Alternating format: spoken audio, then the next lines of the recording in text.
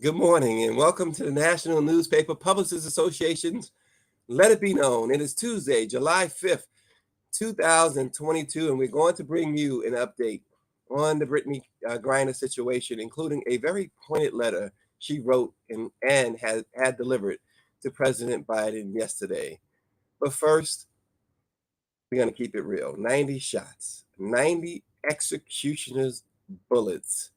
8 Akron police officers who obviously, like so many others, have not been deterred by the recent convictions of the officers who stood by and watched Derek Chauvin kill George Floyd, who perhaps have been spurred on by the still overall lack of punishment that comes with snuffing out the life of unarmed Black people, emptied, reloaded, and emptied again their weapons, tearing the body of 25-year-old Jalen Walker into shredded meat.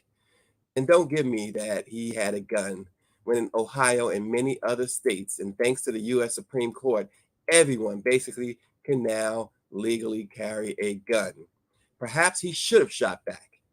We're reminded of Larry Davis about 38 years ago in New York when cops converged on Larry Davis's sister's apartment in the Bronx while he was holding his little baby and attempted to execute him.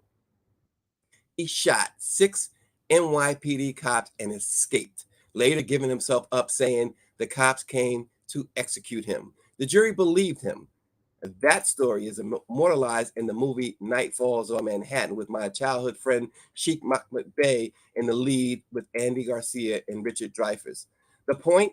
It happens with many believing that too many cops are executioners. They say we have a gun problem in America. Well, the Supreme Court doesn't think so. And racist Republicans won't do anything about it because they believe it's Blacks only who are dying. And they have their hands unashamedly and squarely in the pockets of the NRA. And we have an administration weakened at the knees by 2 senators they want desperately to stay Democrats, to not officially declare that they are Republicans. It goes even further. I should say, the Dr. Kings of today, when clearly the powers that be are reversing laws and making laws that scream Jim Crow all over again. Oh, the so-called civil rights leaders of today, some of whom claim they are King disciples, are chasing fame and money and cameras. Dr. King never chased the camera, they found him. And by all accounts, he never chased the dollar. But alas, here we are today in an America that's clearly in a civil war. 90 shots. That's war, folks.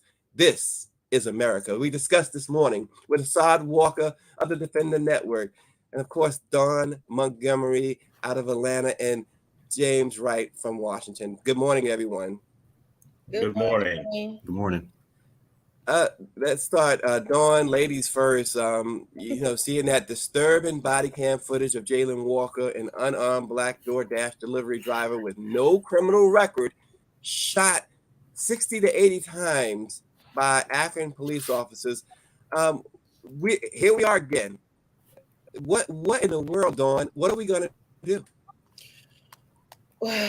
So we have the evidence, there's video and everything. At this point, we have to prosecute. We have to put these police officers in jail. No paid leave.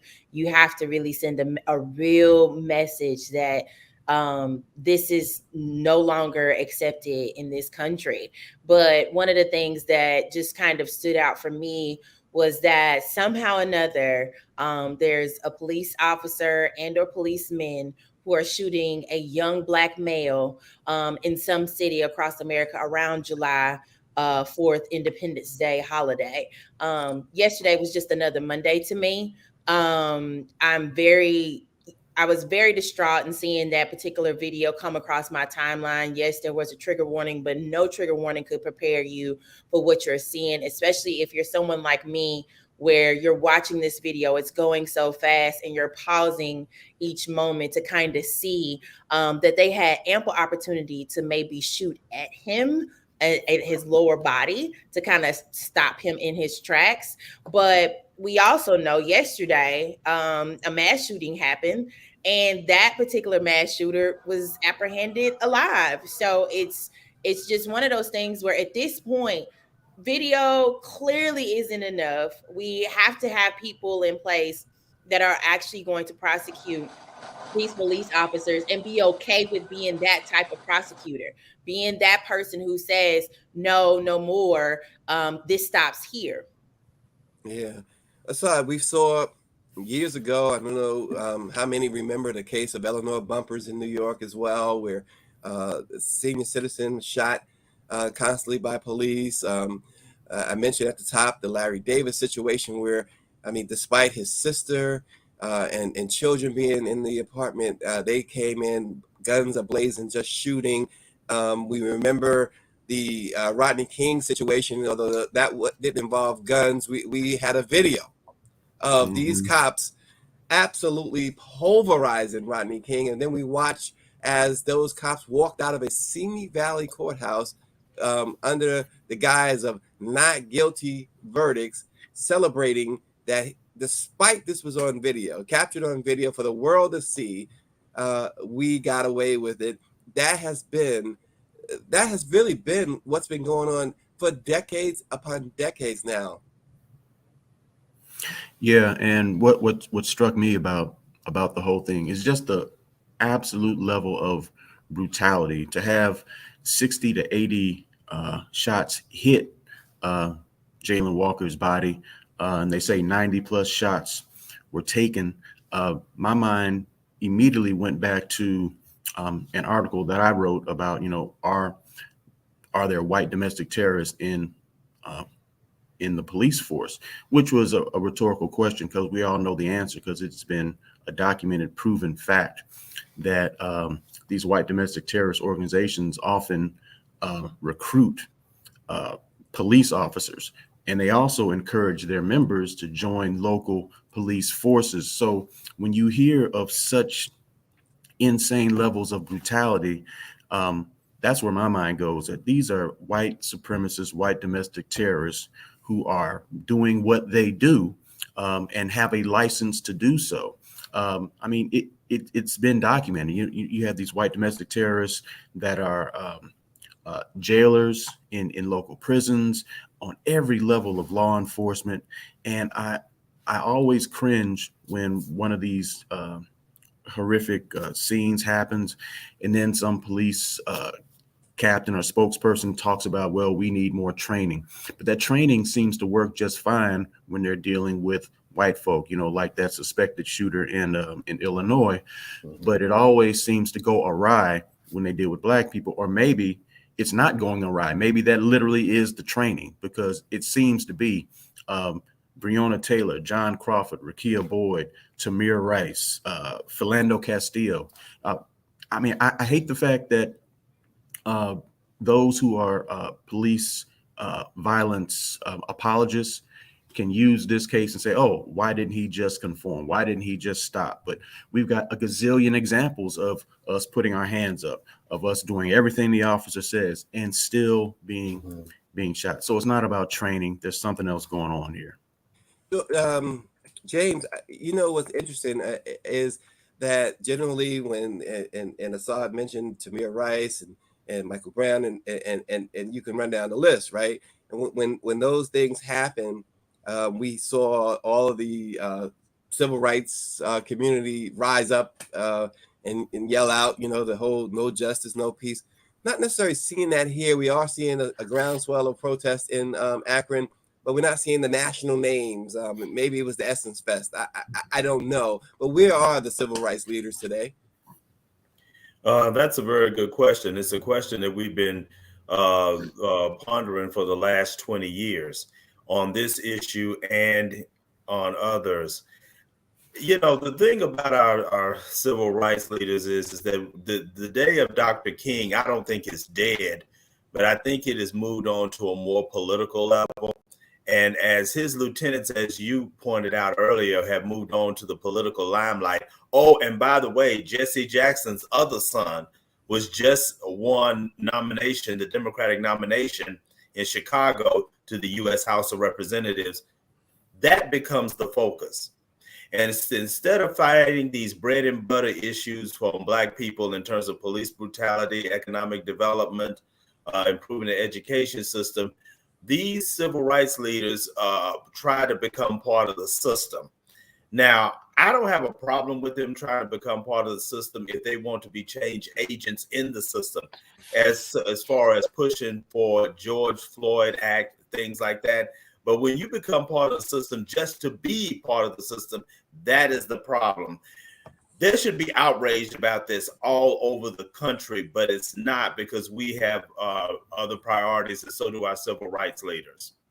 Well, going to that end, are we just so numb to it? Are we so used to it that it's just okay? And here's another one. I mean, is it that? Are we there? Yes, we're there. I think we've kind of been there, honestly, especially when we had to deal with the I guess the summer of 2020, right? But right after the pandemic started, and a lot of racial injustice protests were happening and people were dying during that. It's just one of those things where at this point, either people need to get in front of those cameras that they're chasing and kind of challenge the system, or whoever's doing the grassroots work, can they come forward and say what the actual agenda would be to kind of hold these people accountable at this point? There's only so much that the actual public knows. And we know how social media has played a huge part in showing us what's actually happening in these moments. And the fact is that when you have the public opinion of what should happen, and then what happens in the courts doesn't match up, you're gonna have an outcry every single time. And so isn't America tired of seeing people in the streets protesting and fighting for all of our rights, in general, but just finding a more, it should make sense where you see it, do something about it, change it, make it happen, put these people behind bars, because at this point, I honestly feel like this is a part of an agenda. I don't know what agenda it actually is, besides just getting rid of our people. But I really feel like it's one of those things where it's like, okay, somebody is behind the scenes orchestrating some of this going on, and it's infuriating.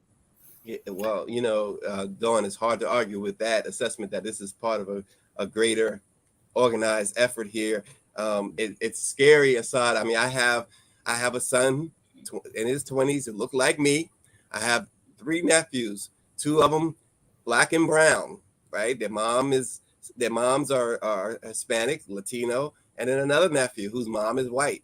They're not going to see the white part. They're not going to see the brown part. They're going to see black, right? Right. And I'm sitting there thinking of that phrase. You put your money where your mouth is. You invest in those things that are important to you. Well, what has police departments all across the country invested in? They've invested billions of dollars in paying out settlements for these abuses. And so what that tells me is they are willing to invest billions of dollars in the right to kill Black people indiscriminately. And I think one way that activists can try to turn the tables is remind people that those billions of dollars that are being paid out by our tax dollars. So we're not only being killed, then we've got to foot the bill to let those people off. I've heard one activist suggest that those police officers themselves and their forces need to foot that bill, and maybe that would make them ease off the gas pedal a little bit. But they paid billions of dollars just for the right to continue to wreak havoc on our society. And Toni Morrison, in her book Song of Solomon, her suggestion was to form a group called the 7 Days. And I'm just going to leave it right there, because those who have read that book know what I'm talking about. James, this video again of the execution of Jayland Walker. As the video rolls, several officers are seen approaching his vehicle with their guns drawn. Police Chief Stephen Milet claimed that Walker had a ski mask on. He reached toward his waist during a foot chase. Now, they said he was unarmed, that the gun was in the car. They have not yet said whether or not his gun was legally registered, But you remember, with all these new laws, he does not have to register. It depends on what jurisdiction he's in. I'm not sure about Akron, but the Supreme Court has made it clear, everybody can carry a gun now, pretty much. James, what does it say? I mean, I think Assad was the one who mentioned Philando Castillo earlier. We know that situation. He had a registered gun. He told police he had a gun. Yes. Does it make a difference anymore? Especially being Black? No, it doesn't make a difference anymore.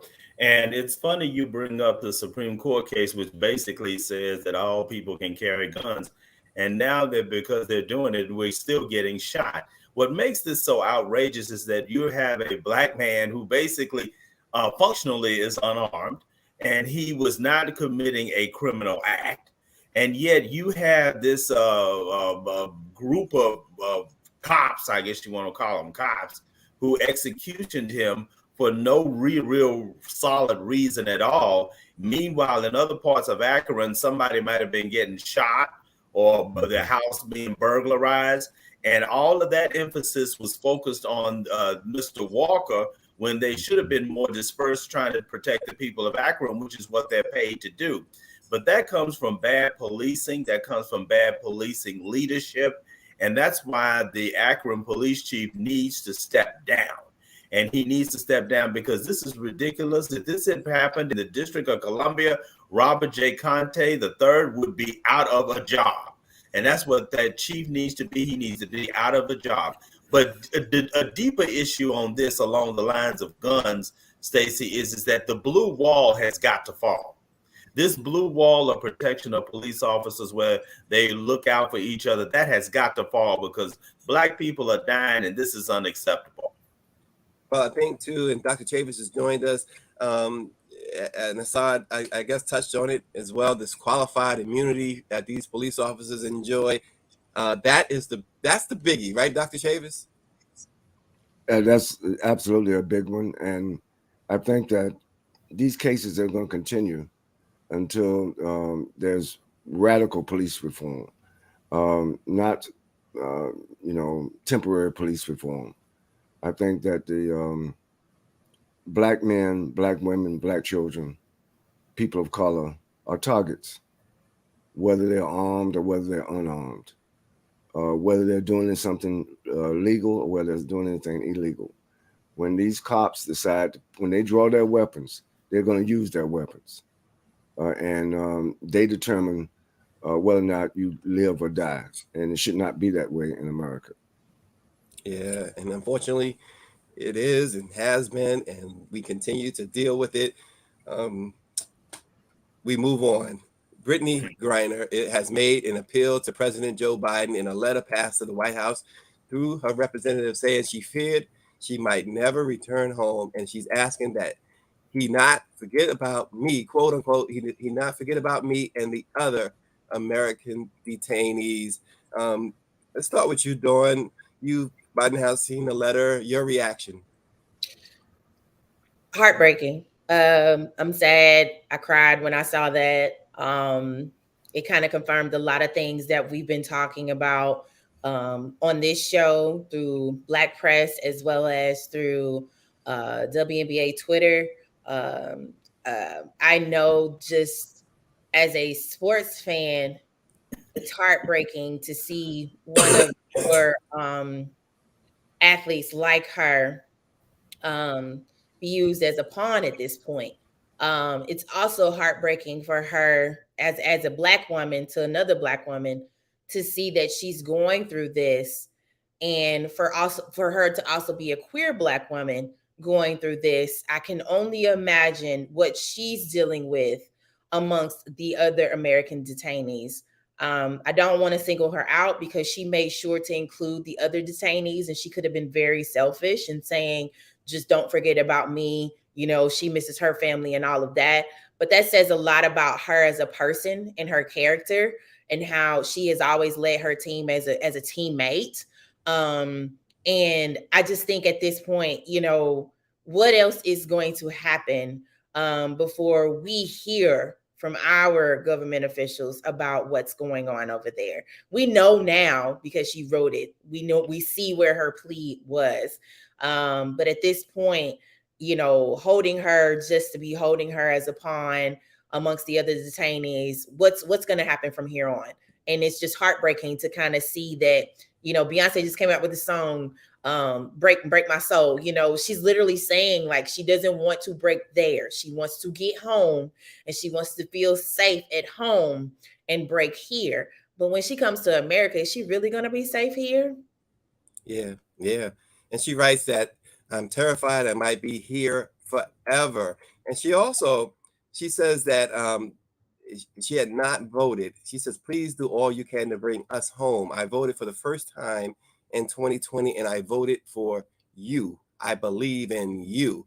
And so with that aside, I mean, she really puts the ball in the president's court here. And we know too that according to many reports, Russia is willing to trade with America for Victor Bout, who is a notorious Russian arms dealer serving 25 years in federal prison for a former military officer who conspired to sell weapons to groups who plan to kill Americans. Apparently, if they are willing to do a swap, Brittney can come home. Yeah, that dude is so notorious and so dangerous. They literally made a movie about his life. But at this point, a swap something has to happen.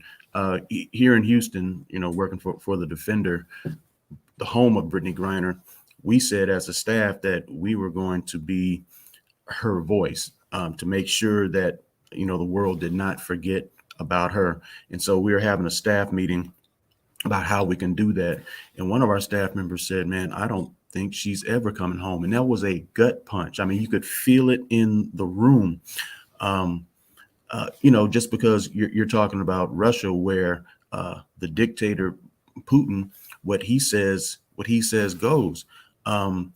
And so if there is a chance to get her back, I think it would behoove Biden to do so. I mean, especially, and this is on a political level. There's so many folk that are just so frustrated with the Biden-Harris administration for not fighting for our agenda by any means necessary, the way the GOP fights for their agenda. And so, I mean, hell, if you just want to do it to score political points, do it for that. But really, there's a deeper reason why it should be done. And if it's not done, I mean, this is just one in a long line of those examples of how Black women are literally the most disrespected and abused people in this country. Yeah, in the world, right? James, Victor Bout is, this notorious arms dealer who goal is to kill Americans. Is it worth it to the U.S. to make this trade? No. And because Ms. Griner is not a criminal. That man is a criminal and a thug, and he deserves to stay where he's at because he wants to kill America. The point is, James, the point is, though, if he stays where he's at, Brittney stays where she's at. Well, you don't have to directly connect those two.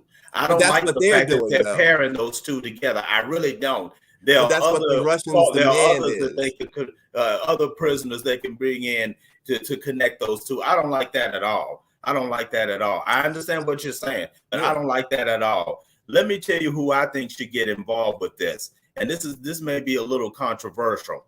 I think Dr. Condoleezza Rice needs to get involved with this. She's the former Secretary of State, the first Black woman Secretary of State. She is an expert on Russia. She has met and dealt with Putin. She understands the Russian culture. I think that Dr. Condoleezza Rice needs to get involved with this case. I don't know whether the Biden administration has called and consulted her. If they haven't, they need to, because Dr. Rice, I don't know. I think she needs to be involved with this. This is just, yeah. But to that thug, in terms who wants to kill Americans, to switch with Brittney, with Griner, I don't go for that. Find somebody else. Wow. And so, look, I got to go back to you, Dawn. With that, would you, if you were President Biden, would you make the trade? So I'm a little iffy there. You know, if I've exhausted other options, if I found other ways to try to reach out and kind of compare, or if there was a guaranteed promise that all American detainees that are over there for this one person, then yes. But I also want to say James had a great point about Dr. Condoleezza Rice. Go across party lines and figure out who it is that we may need to go over there and kind of have these negotiations or have these discussions. It's important that she see us trying. It's important that she knows that we're doing something for her. And I think at this point, and I want to commend the Houston Defender and their staff.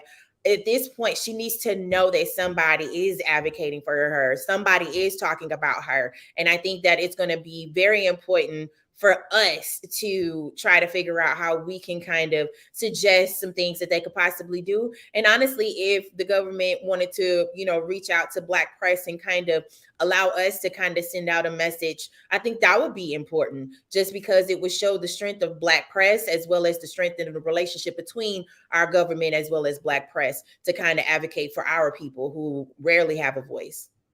Well, to that end, Dr. Chavis, your thoughts. You're on mute, Dr. Chavis. I think I know a little something about being a political prisoner. And I think that in terms of negotiations, you have to say that she's innocent. She's not done anything to be that would warrant her being held. And then in terms of negotiating or who to swap or that can be done behind the scenes. But I think right now there needs to be an international global campaign to free our sister. She's unjustly being held. And I think we can win that. We can win this. But I think it has to be done with the right momentum. I'm so glad that the Black press is taking the lead on this. I think the Black press should take the lead on it. And I believe that I'm more optimistic that we're going to find a way how to get her out. Well, and remember, too, that she can stay there even if she's acquitted. And only 1% of these cases end in acquittal, by the way, in Russia. But if she's acquitted, she has to stay as the Russian government decides whether they can appeal or will appeal that acquittal. Assad, what James mentioned, Dr. Condoleezza Rice. Is there anyone else that you believe could have an impact on this? Oh, Lord have mercy. I like what the sister said, putting the Black press on Front Street and putting the Black press out there to be that bullhorn. And I definitely respect James's opinion about not wanting to have this thug released, but that is the person that Putin wants to swap for. So in terms of a person, well, I definitely would not send Dennis Rodman. I can give you a long list of people I would not send, but I don't know. Maybe Condoleezza Rice is the best option. I can't think of anyone that has Putin's ear and Putin's respect enough to move him off of his current position. You know, David Youngblood. Yeah, I was sorry, Dawn. He mentioned Jesse. He's talking about Putin and the PR, and really, isn't that what Putin wants? He wants that PR. Yeah. And so when you think along those lines, again, I go back to our show last week where I mentioned. Let's send some reality TV stars. Let's send some Real Housewives, real basketball wives or something. See, that's not going to work, because when they throw something, he's throwing something back. So that's not what it's. We don't want that. Well, Nasinga Burton says that she has been covering the story on the Burton Wire from the beginning. She loves the Condoleezza Rice suggestion. Cheryl Smith says that we have been too silent on this issue. The Black press has not been silent, and Cheryl is right, though. Overall, we have been, the country has been silent on this issue. Dr. Chavis continues to insist that we don't know what's going on behind the scenes, but what What we do know, what we do see though, is Brittney being led in and out of that courtroom, and it seems like she's being dragged in and out. If you ask me, I mean, if you watch the video, it seemed like they are literally. She's running behind this officer, so we could body language, right, and we can only imagine the treatment. We've heard from others who've come back from Russia who's talked about the treatment. We got to figure this out. And I think the WNBA and the NBA, especially the NBA, should be more vocal about this and should be pressing a whole lot more. Your thoughts, Assad? Agree 1,000% that the WNBA and the NBA need to be way more vocal in standing up for Brittney Griner. I mean, this is a gut punch every single day.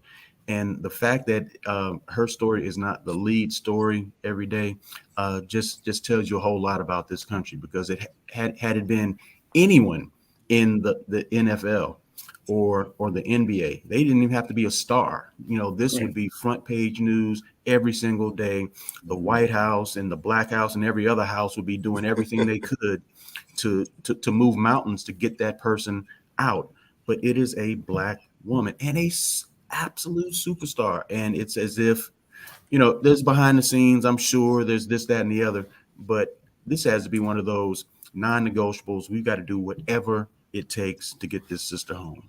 Absolutely. Well, again, we're going to continue to follow the Brittney Griner story. Hopefully there will be a resolution.